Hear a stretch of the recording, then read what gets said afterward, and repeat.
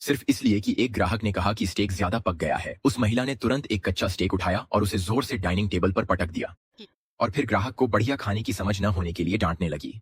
अपना गुस्सा निकालने के बाद वह मुड़ी और रेस्तरां से बाहर चली गई। पता चला कि केट इस रेस्तरां की हेड शेफ थी। वह एक वर्कहोलिक थी जिसे गंभीर ओसीडी था और वह बिना किसी कमी के पूर्णता की मांग करती थी।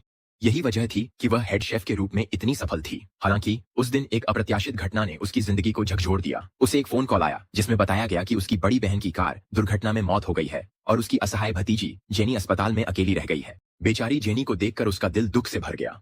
परिवार के सदस्य को खो देने के बाद केट अब खुद को काम में डुबोकर शून्य करना चाहती थी। लेकिन जब उसने अपनी बहन द्वारा मरने से पहले लिखे गए पत्र देखे तो वह अपने जज्बातों पर काबू नहीं रख सकी। वह फूट फूट कर रो पड़ी। उसका बॉस यह पल खिड़की के बाहर से देख रहा था और उसने केट को खुद को संभालने के लिए 1 हफ्ते की छुट्टी लेने की सलाह दी।